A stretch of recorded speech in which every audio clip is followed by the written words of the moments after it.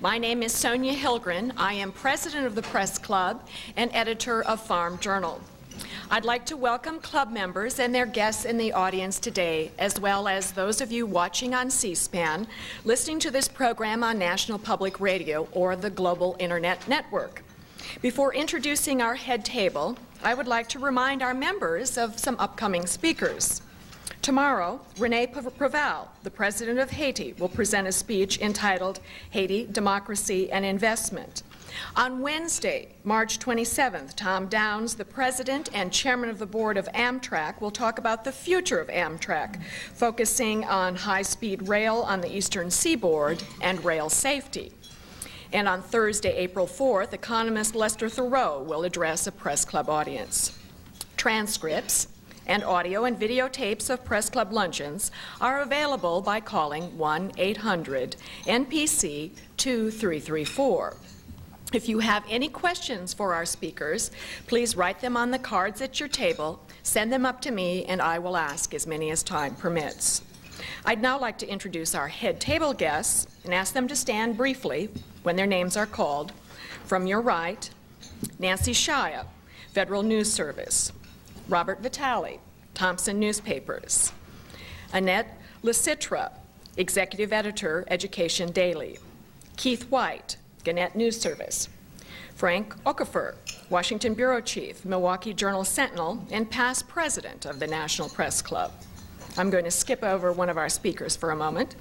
Peggy Roberson, freelance journalist and Chairman of the National Press Club Speakers Committee. And then I'll skip over our other speaker. Tony Batt, Tony Batt, Las Vegas Review-Journal. Kevin Keene, Communications Director for Governor Thompson. William Salisbury, St. Paul Pioneer Press. Peter West, Education Week, and Louis Perlman, Executive Editor, Knowledge, Inc.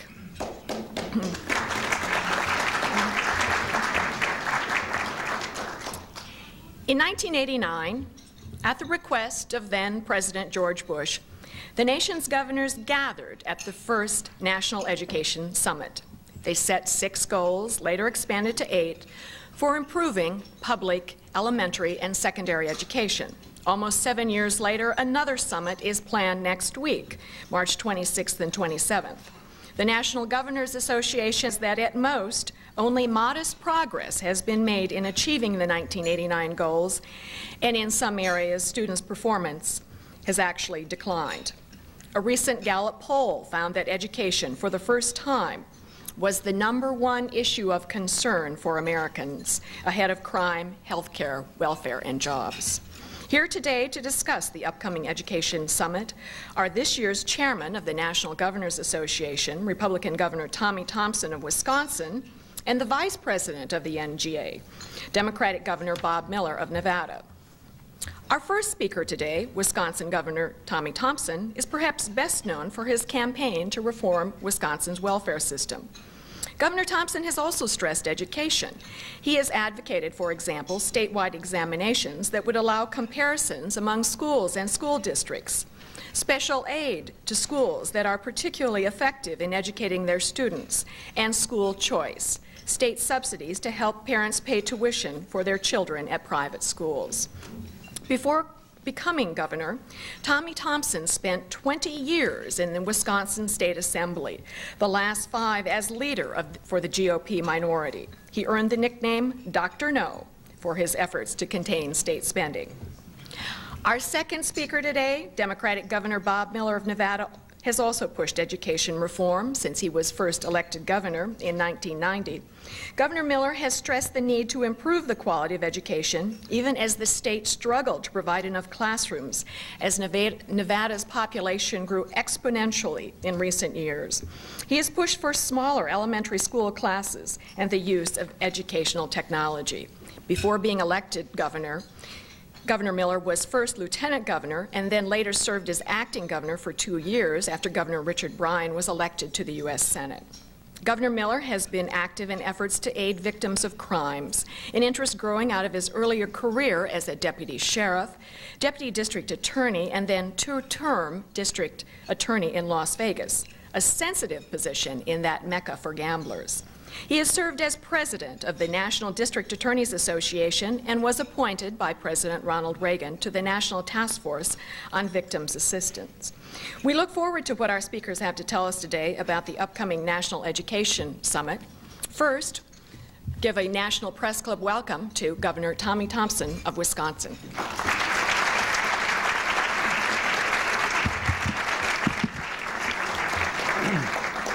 Thank you very much, Sonia. Thank you for inviting myself and Governor Bob Miller from Nevada to meet with you here today and to discuss what I think is probably the most important subject facing America today. We're going to be discussing education at the Education Summit next week, and I believe it's going to serve as two watershed days for the future of education in our respective states. This summer, our athletes will once again compete against the world's best in the Centennial Olympic Games in Atlanta, Georgia. Imagine for a moment what our country's reaction would be if America and its athletes finished 14th in the medal count in Atlanta. There would be banner headlines in every one of your newspapers. Every reporter and columnist in this room and across this country would be asking, what's wrong with America? But right now, we rank that low in the world when it comes to education. Our students rank 14th compared to other nations in math and 13th in science. Yet nobody really seems to be overly concerned. This isn't front page news. The pundits aren't writing about it to any significant extent. And no one is questioning whether America is losing its edge on the rest of the world. To me, that's wrong. It's time for America to get its priorities straight and put the education of our children ahead of athletics. If we don't, America will lose its position as the world leader. Other nations will pass us by, and we will lose our competitive standing in the global marketplace.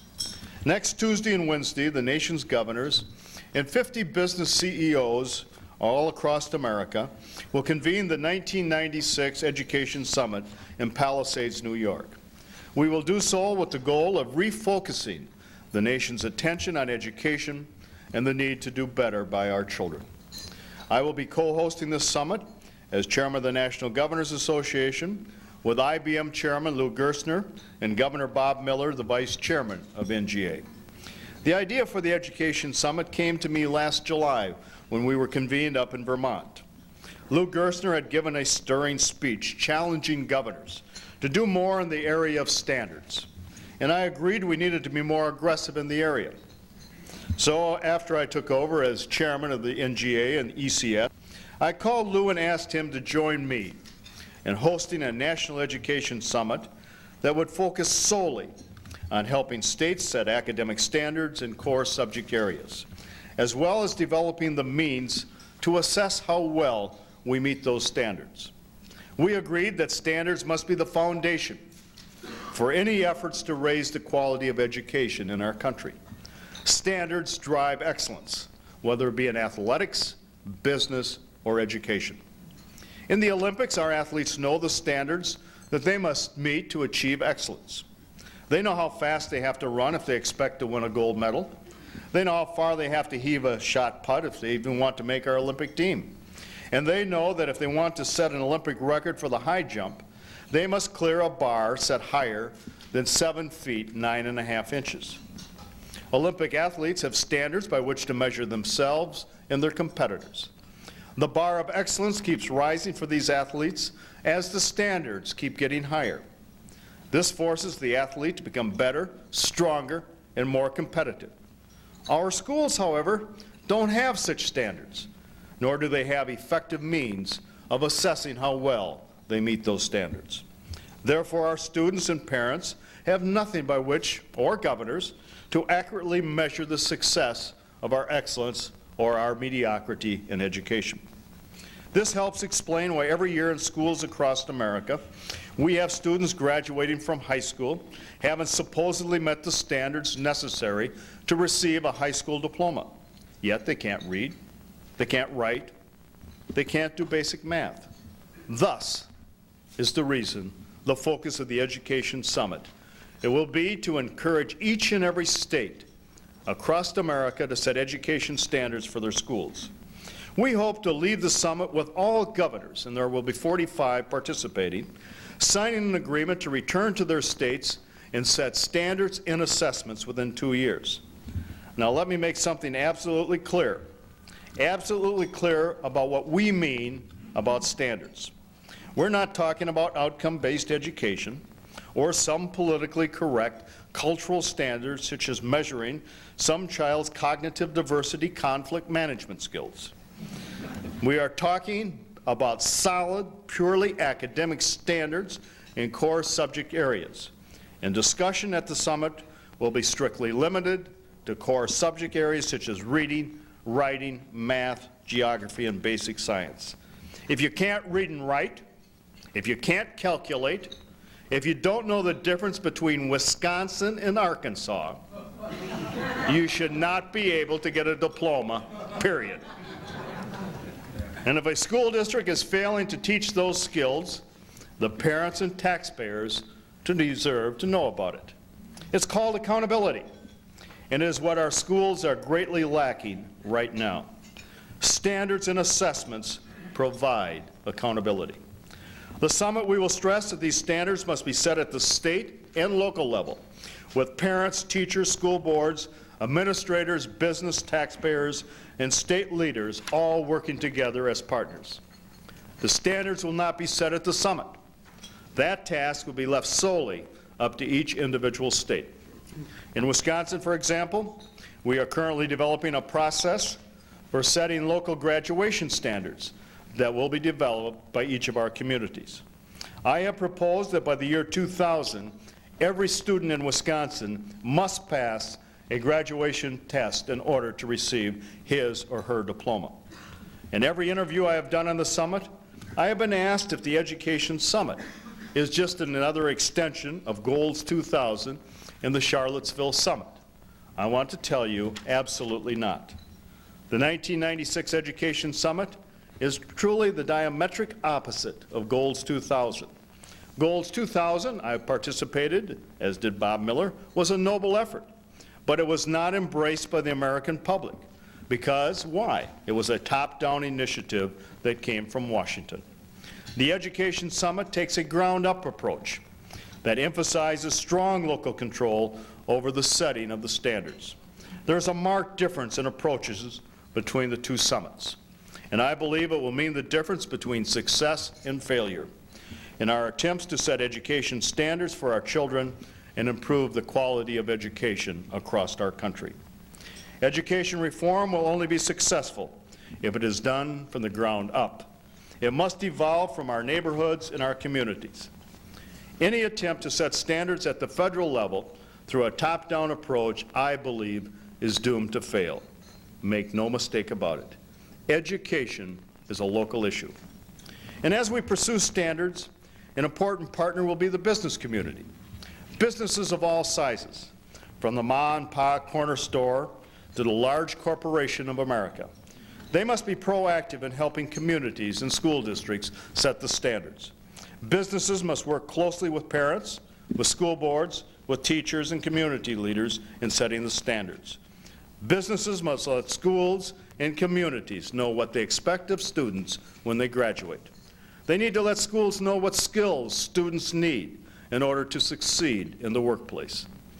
And if students are not graduating with the necessary skills, businesses need to work with our schools to find the solution. I am very encouraged by the businesses community's response. Everybody is calling either Bob or myself asking if they can come to the summit, which is a strong indication that there's a desire to help. Lou Gerstner at IBM deserves tremendous credit for leading the way on this issue with the business community. In closing, I would just like to refer back to my speech before this club about a year ago. I was here to talk to you about welfare and the devolution of government, but I used the last 5 minutes of my speech to suggest that education reform become the next welfare reform issue in America, the next hot issue that this country would really focus on. Fortunately, that day has come. Everyone involved in this summit was encouraged by a recent national poll that show that education now has become the #1 issue among Americans. We have a golden opportunity to re-energize America about education and reinvigorate our schools. The Education Summit will help us seize the opportunity so we can be better do our job for our children. It's time we made a high school diploma a ticket to opportunity instead of just a keepsake. I would ask you rhetorically, would you please raise your hand when you applied for a job? Did anybody ever ask to see your high school diploma or ask how you did in high school and what credits you took and what grades you got? Did anybody? Isn't that sad?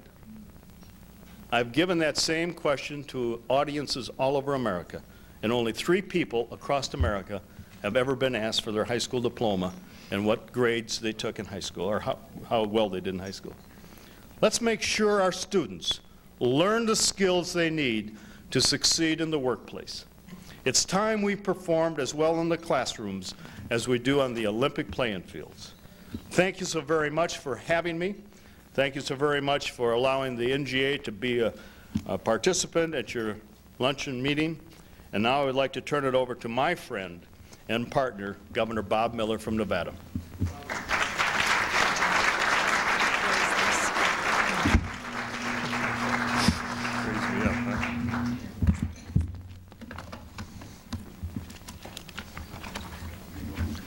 Thanks, Tommy.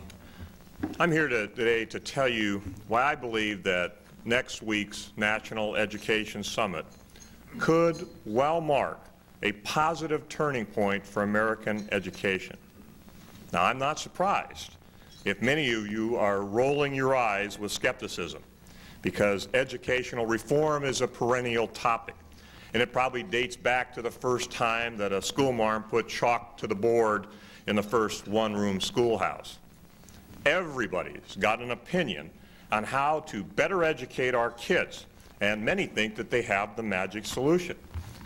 In the 50s, a bestseller was entitled "Why Johnny Can't Read." A little later, the space race drove American educators to try and transform each child into a miniature Wernher von Braun. By the late 60s and into the 70s, we were tossing out traditional academic rigor and replacing it with an overarching concern with student self-esteem. Any vestige of competition or student ranking was cleansed from most of our schools, and so it went. By sometime in the 1980s, we woke up to the fact that decades of reform had culminated in a declining student achievement. Cold, hard test scores showed something was going awry. Far be it for me to lay any blame at the feet of those who had tried to change and improve the American education. I'm sure that many of the voguish educational theories of recent decades have had some merit. No doubt reformers have had the best interests of children at heart. And Lord knows our teachers and students have faced fearsome societal forces, forces that have forever altered what it means to be a child in our society, or a teacher, or a parent. Violence, drugs, shattered families. But again, by the mid-1980s, it was clear that American students were falling farther and farther behind their counterparts in other industrialized nations. Now, against that historical backdrop, I can see why I might face some sales resistance as I pitch the National Education Summit. Many could rightly ask, isn't this summit just another warm and fuzzy interlude to make us feel like we're doing something about educational problems? Isn't it just another conference, another seminar, another symposium, like so many that have claimed to have the educational magical wand? My answer to that question is simply no. No, the summit is not just another meeting. No, it's not just a placebo to make us think we're accomplishing something. I say that because I believe states and local school districts have been gradually heading in the right direction for several years now. No question we bottomed out in the 1980s, but test scores have been inching up steadily ever since. The biggest gains are often found in areas of a high proportion of at-risk students. And I can tell you that I'm a frequent visitor to classrooms in Nevada. I see many, many problem areas. But I also see crystal clear areas of progress. I see what can be accomplished through involvement of a whole community, and especially the business sector, backed up by strong state support. I'm no Pollyanna on this subject, but I reject the all too popular, even trendy pessimism that often dominates educational dialogue. Yes, the nation faces difficult and frustrating states of educational affairs, but there is no cause for a defeatist attitude. One reason that I'm so high on the summit is that it includes no room for defeatism or finding a fault. Another reason I have confidence is, as was indicated, I'm a veteran of an earlier summit. In 1989, President Bush responded to the alarm bells about education and convened the nation governors at Charlottesville, Virginia. And out of that summit came a blueprint for educational rehabilitation called Goals 2000, a term that has gained a certain notoriety. Goals 2000 launched a grassroots effort to upgrade American schools, and it also committed critical federal dollars to fund instructional programs. Goals 2000 should be credited for measurable improvements in student achievements in recent years. And it should not be forgotten that the 1989 summit proved that a nationwide commitment to better education can be achieved.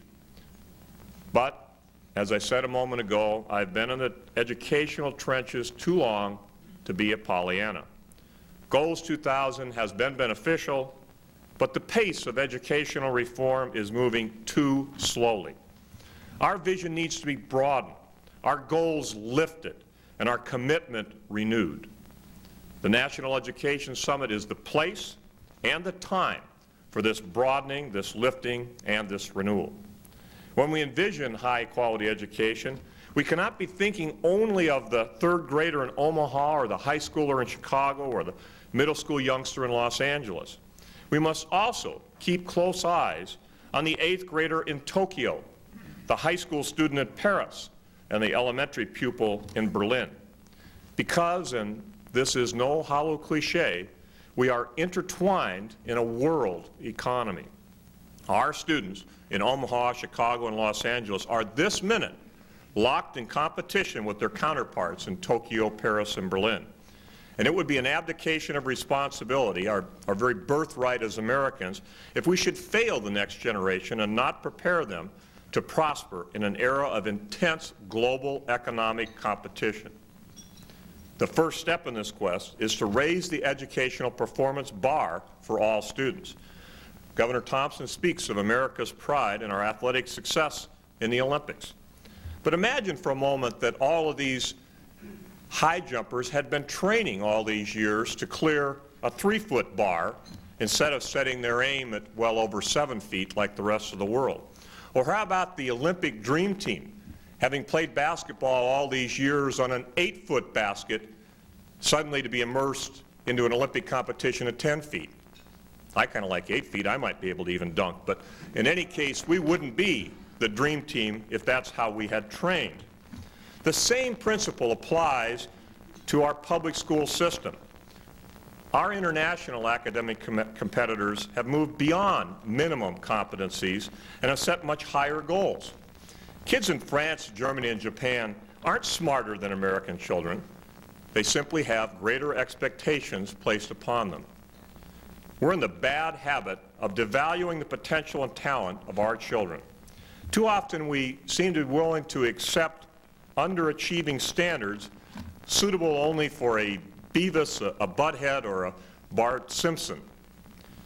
I can tell you that the nation's governors and CEOs are fed up with passive acceptance of mediocrity. Our upcoming summit seeks a commitment to higher, clearly defined, and measurable academic standards. The setting of standards, assessments, and accountability should be essentially a local responsibility, but no community or state exists in a vacuum. So we should also view and review standards in the context of an overall national improvement. We should encourage sharing of the best ideas from state to state. And we must also foster a productive competition to create the best schools. Let me say that the federal government has a strong role, even though it's limited to 7% of the total education funding. because those dollars are indispensable. They provide a cushion for school districts that can innovate, remediate, and reach higher standards. And I applaud the Clinton administration's efforts to give states more flexibility by waiving federal requirements that interfere with state and local education reform. I additionally commend them for making a commitment to helping our most vulnerable students competitive through increased funding of programs like Title I. And again, going to bat for Goals 2000 funding, providing the means for local schools to carry out curriculum improvements.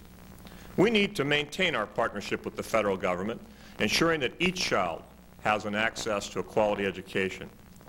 And once we determine what our kids need to know, we must be sure that our assessment tools are measuring the right information.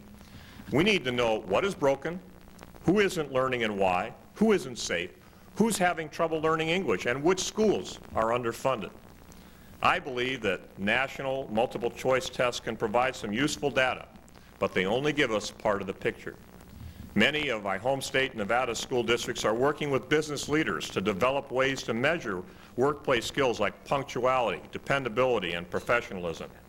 Clark County, for example, which is the 11th largest school district in the nation, has initiated a partnership with the Las Vegas Chamber of Commerce aimed at helping students transition from school to career. During the high school years, each Nevada student develops a SMART grad card, a resume that lists the student's achievements academically, community service, and rates his or her performance in workplace skills. And the business community is giving teeth to this program. Every member of the Las Vegas Chamber of Commerce requests students to submit their SMART grad card as part of the job interview process. Now, all this effort on testing and measuring is not an end to itself, but a means to an end.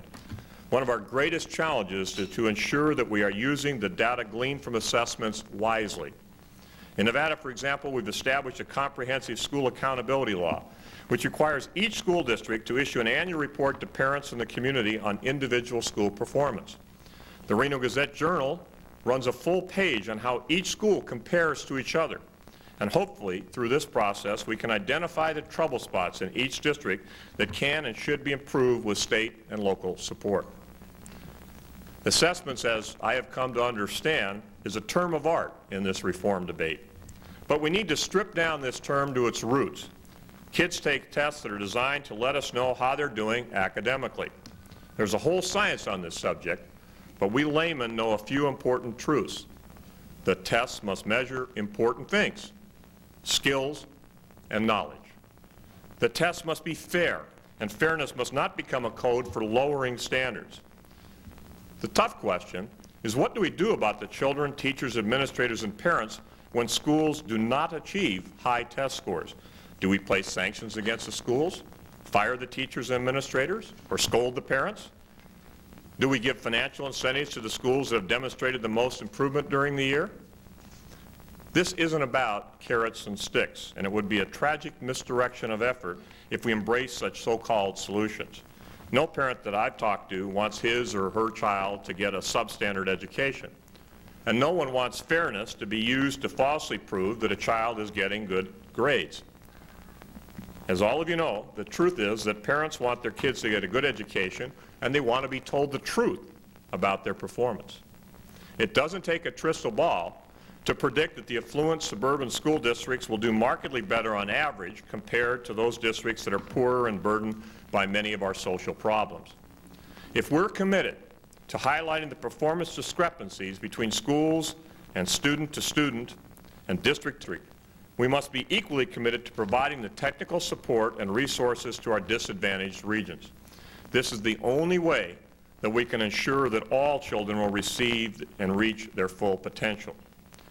Education reform in the final analysis is not magic.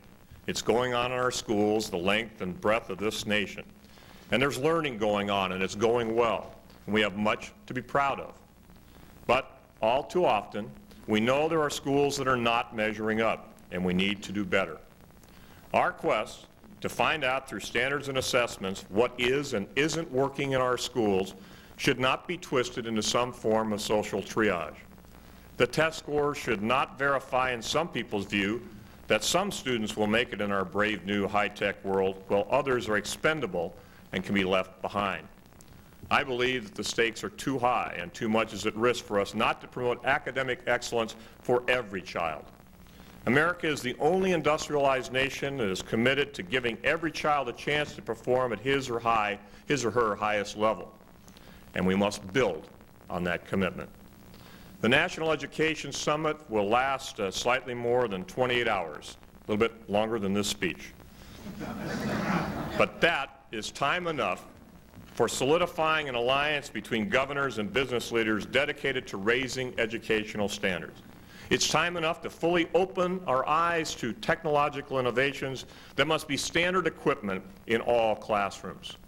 And I think my remarks have now taken time enough to conclude and open to questions and answers. Thank you very much.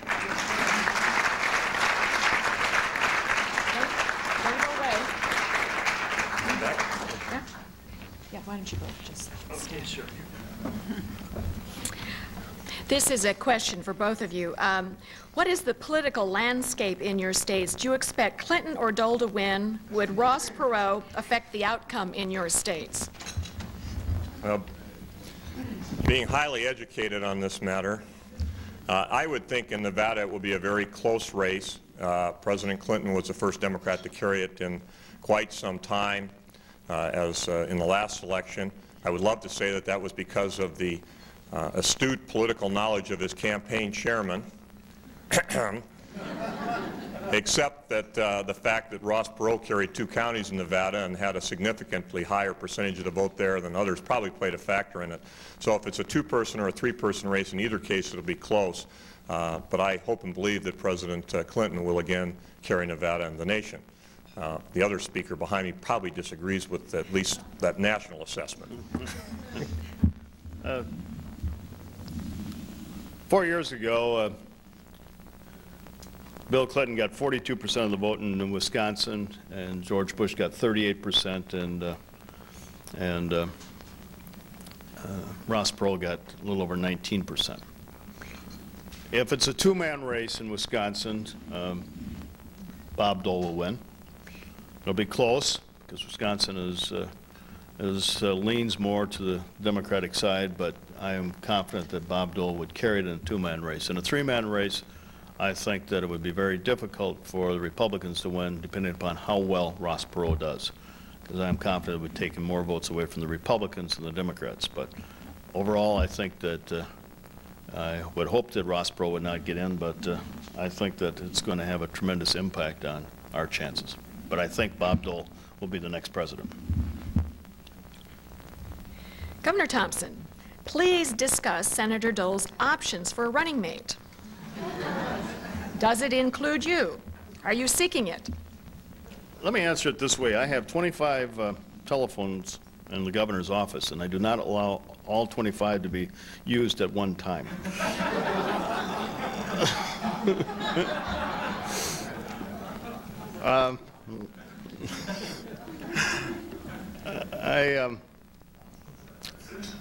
I think that the best person for Bob Dole would be Colin Powell. It'd be the strongest ticket, and I think would be good for America, it'd be good for the Republicans, and it certainly would be helpful to Bob Dole. And I would hope that Colin Powell would accept the nomination if he's called upon to do so. If not, I would hope that it would be a Republican governor, and there are a whole plethora of strong Republican governors out there. I do not see a scenario under which I would be chosen. I would just like to take this opportunity to clarify to the national press that I believe that Al Gore should remain Vice President of the United States, and I will dispel this groundswell of support for selecting myself or some other Democratic governor. But Governor Miller, you serve with these governors. If you were Senator Dole, who would you pick as his running mate? Thompson of Wisconsin, Engler of Michigan, Edgar of Illinois? How tragic that you left out the one woman governor in that category who's often mentioned, Christy Whitman. I would certainly select Governor Thompson. You can pay me later. I think that Senator Dole would be wise to select any of the governors that you've just listed. Certainly all of them have a great deal of experience. You know, I've had the pleasure of working with Governor Thompson, and I think he would be an outstanding vice presidential candidate. But certainly, as he would be the first to say, you know, the other governors that have been mentioned also are very qualified individuals. Governor Thompson, you have been governor for a long time. Since Don't make it sound like that, I'll tell you. Since 1987. Which cabinet position would best suit your interests, skills, etc., in the event you are not offered the vice presidential slot? I think somebody should be talking to Senator Dole. I think that he's going to have a lot to say who's going to be in his cabinet and who's going to be his running mate. I have no inclination whatsoever to be in Senator Dole's, President Dole's soon-to-be cabinet. I am very happy being governor. I enjoy it. I think a governor can accomplish so much. And if you really look across America right now, you will find that the ideas, the changes, the directions are done by governors, Democrats and Republicans alike. They're the ones that are driving the changes in policy and education and welfare and Medicaid and Medicare. And I happen to be one of those individuals that am pleased and delighted to be able to be a governor at this time. And I think a governor has a lot more to accomplish and can do so much more than somebody in the cabinet. So I would hasten to add that I think that if President Dole wants some people, there's a lot of people out there, but I do not think too many Republican governors will be looking for cabinet positions. I'm not. I think President Clinton, during his second term, if he desired to pick a Republican member of his cabinet, Governor Thompson would certainly be qualified. If Americans are saying that education is the #1 issue, how can you say that newspapers and pundits and others are not talking about it? Well, basically, they are talking about it, but not as much as they should be. And when the political pundits and the educational press are talking about it, it's usually relegated to the 5th or 6th page, the second part of the newspaper. And I think it should be more prominently mentioned on the front page, and you have a much better opportunity to be exhibited across our airwaves and TV and press than it currently is getting. But the real thing that's driving education as the dominant issue is not the political pundits nor the press. And it's parents, it's individuals that do not see that their children are getting the proper education. It's business leaders across America that see graduates that are coming to their place of business that can't read or write or compute. It's governors like Bob Miller and his wife Sandy, who is a school teacher, and myself, who also has a wife as a school teacher, that are really trying to improve the quality of education. So I really believe it's more the governors and parents and people across America that are bringing education to the forefront, because they do not see that the education quality is improving as much as it should in our local schools. I would only add that I think that journalism as a whole oftentimes disproportionately focuses on the negative as opposed to the positive. I know I had a disheartening experience late last year when my wife and I called the press together to go on tours of educational excellence in the state of Nevada, and we got much less of a response than we do when you're just debating issues of high controversy. I would hope that one of the outcomes herein is to focus on the things that we're doing right and sharing those, and each state and district benefiting from each other. And certainly, if it's the first in the minds of the public, I would hope it would be on the front page every day as to what's going on in education and what strides we are and should be making in the future. Both of you, what do you think of the Senate's 84-16 vote to restore education funds cut by the Republican-dominated House? Yay. I think it's the right thing. I think it needs to be done, but I would hasten to add that the education funding in America, even though, as Governor Miller has indicated, it's important, it really doesn't impact totally that much because it is only 6 or 7% of the total education. But I'm glad they restored it. I think it's the right decision, and I'm happy they did. Will public education atrophy or disappear if we pass tax laws and other incentives such as vouchers for private education? I don't think so. I think competition is good.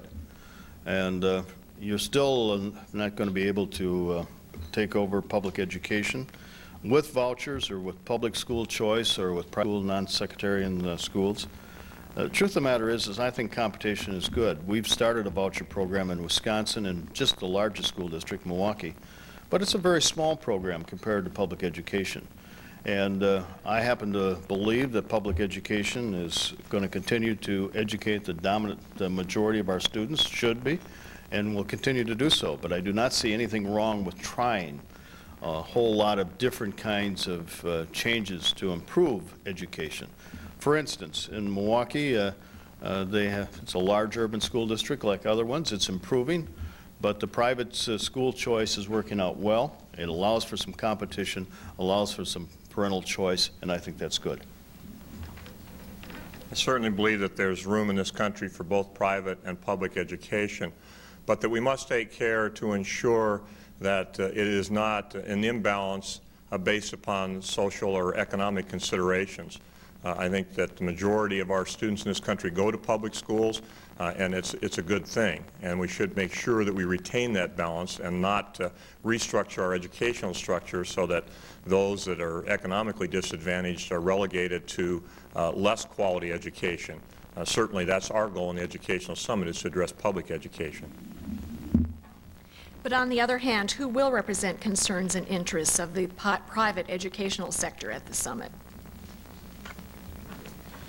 We do have representation from private educational systems, as we do many of the other elements of the education system. They will be physically present. We certainly welcome the input. I think that there's a distinct relationship that should be retained, and as long as we keep the appropriate balance, I think that that's best for all the students in our country.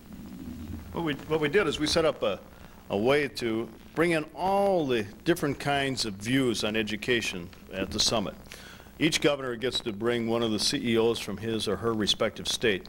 And then we're inviting about 35 other educational experts, from teachers union to private representations from colleges and public schools, teachers, school board members, individual heads of certain business organization, educational groups like the school boards and the PTA. All of these things are organizations to allow for a real good discourse on education and trying to find out ways to have people come together at the summit and be able to give their views in a dynamic manner. And there's going to be some controversy, and I think that's good. And we do not want to shut out anybody. And we're also going to allow for C-SPAN is going to cover it. We're also going to allow for individuals in respective states to watch and observe and call in with their questions as to how they think we should be doing as far as standards and assessments. We're going to have a panel of experts to answer their questions. So I think it's really going to be a real dynamic summit, and anybody that wants to listen in or call in, we'd appreciate that, and thank you. And the listeners at home, I hope that they will do so as well next Tuesday or Wednesday. If children are motivated, they can learn under just about any educational system, homeschooling, one-room schoolhouses, or classrooms of 40. Will education reform ever work when social problems are overwhelming the lives of young Americans? It has to. I mean, if you don't, you're admitting to defeat and the demise of your modern school system and your truly quality of life in your country. I absolutely think that education is the way to do that. And I absolutely believe that we have the greatest opportunity as governors committed to improving the quality of education to accomplish that. Educators have a very difficult time these days with all the social problems that come into the classroom. But education is the way to improve those social problems and social concerns, and that's why the governors and business leaders across America are coming together, committed to try and improve the educational standards. I would like to point out that Milwaukee Public Schools is a large urban school district, and they took it upon themselves, and they have all the social problems that any large school district across America has. And they decided that they were going to require a math examination before you could be promoted to the next class or to graduate. And the first year, the students didn't do so well. But the second year, they improved considerably. And it's a very tough test, and the standards are very high. And I compliment Milwaukee for raising that bar a little bit higher. And they're doing that, and I think that's what's needed in America and for education, to raise that bar, because every child can learn, and every child should have the opportunity to learn and give them the best education possible. By raising the bar, we think we can improve the quality of education and at the same time solve a lot of social problems affecting children and families across America. I think that our students can do better, and we have expected too little of them. We've set standards too low. They need to be raised. But certainly we should not ignore, especially when we're talking about accountability, the reality that there is a grave discrepancy between one school and another in various parts of this country. And that should be taken into account as far as additional resources, teacher training, and assistance, at least initially, to try and bring all schools up to parity. Because it's one thing to go to a school and worry about whether your computer is working that day or whether you have the highest technology. It's another thing to go to a school and worry, as some students do, whether the roof's going to fall on your head, you're going to be robbed or mugged during the school day. So we have to make an effort to make sure that each school provides the best opportunity to learn for each student. You mentioned those roofs.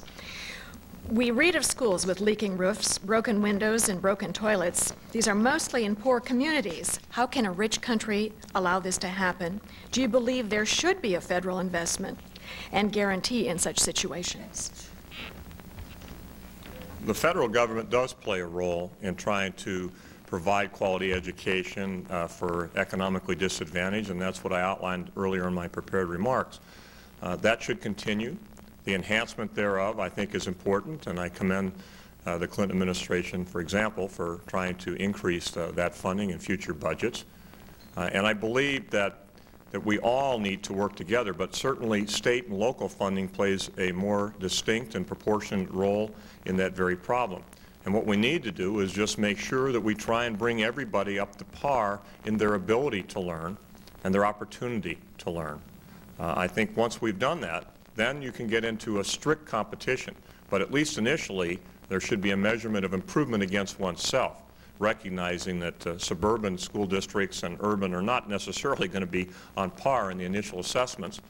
Try and improve and measure it against themselves. If they're not improving against themselves, then immediate steps should be taken to rectify that, whether they're financial assistance, additional teacher learning, or even some restrictions or ramifications by state involvement.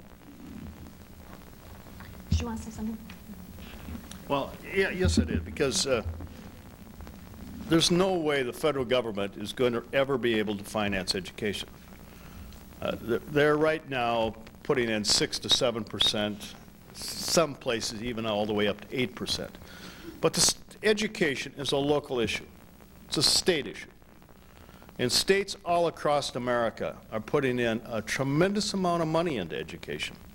In fact, we spend more per capita on education in the United States than any other country in the world, without a doubt. And so you have to really not only have the standards, but you have to make an assessment. Just throwing money at a problem has never solved it. You have to have an assessment to find out how well we're doing with that investment of money. Are the children learning? Are they improving? Are we investing the money in the right place? And that's why it's so critical to be able to have the standards, but even more importantly, the assessments. Because the assessments are going to be able to compare the ABC school district with the DEF and the XYZ. And that is going to drive, I think, more than anything else, from a poor to a rich school district, to find out. Because you can find some poor school districts that excel a lot more than some school districts that pay more money. And we have made a very concerted effort to look at that in Wisconsin as well as in other places. It's just not money that's going to improve education.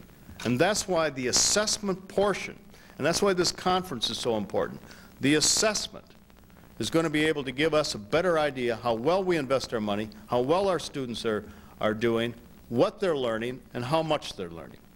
And that, to me, is going to drive competition between states. It's going to drive competition between school districts, and you will find that that will help to raise that bar and make all of education stronger and better in America. How can all the standards and assessments raise the education level if principals are afraid to allow their teachers to grade students too harshly? Isn't there an ingrained mediocrity built into public education? I certainly hope not, and I don't believe that's true. And I don't know of any principals that are reprimanding school teachers for grading too harshly. It may happen. You can find, I'm sure, anecdotal evidence that that may be true. But I would say the vast majority of principals and superintendents and school teachers in America, the vast majority, and I want to underscore that, are doing a very good job under some very difficult circumstances. But it would be helpful if we would know by the standards and assessments how well they're doing and where we might be able to help them do better. And that's why this is so important. People say, why don't you expand the summit to take up choice and merit pay and discharges and so on and so forth. And I really believe that the crucial part of really trying to improve education in America is to set some standards high, make the assessments so we know how well we're doing, and that will drive all these other issues. It will drive the testing, it will drive the teachers to do a better job, the principals and so on.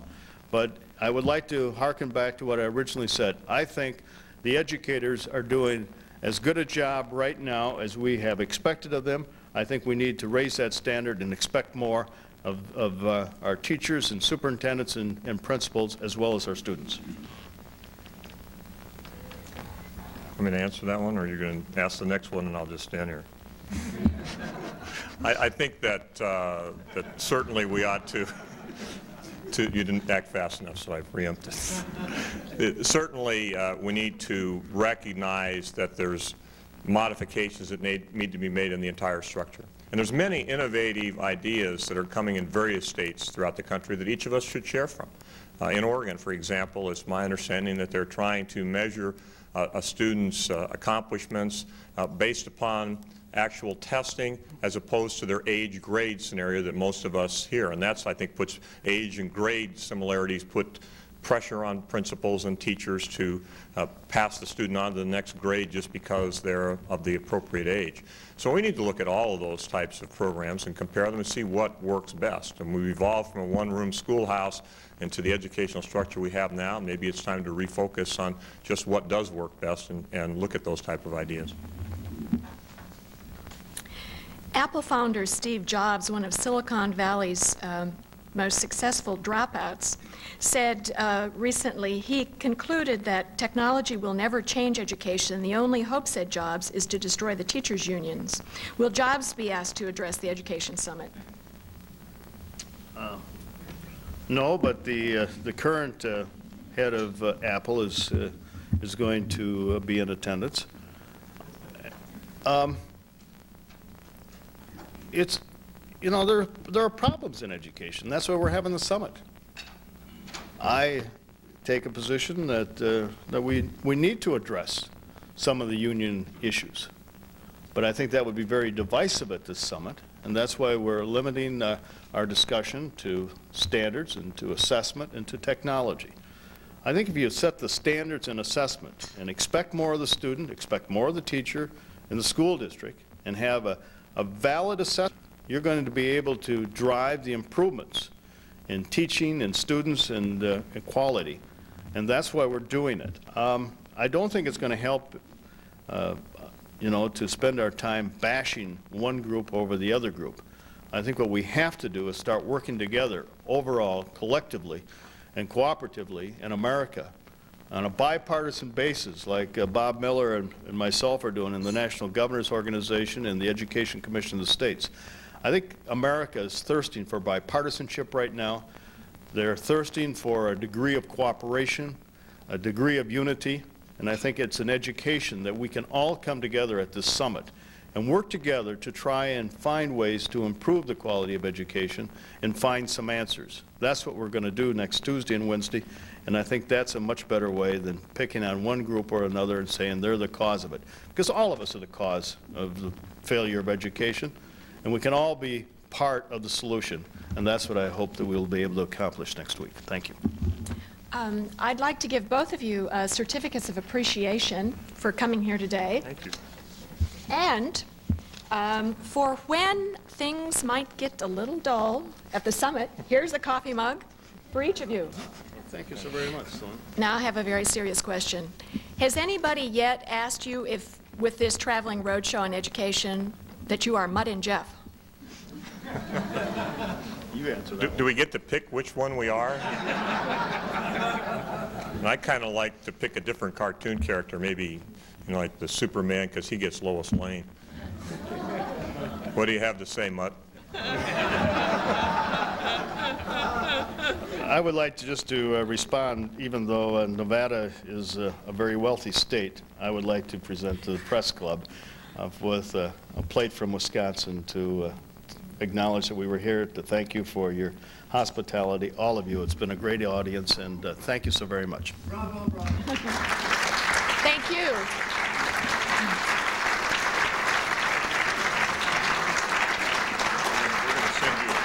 Next, no, we don't ordinarily get gifts, so that's very, very nice. But maybe maybe something from Las Vegas. We're going to send you the recipe on how to win on slot machines. It'll be it's in the mail. John Thompson already has it. Thank you very much. Good afternoon. Oh, thank you.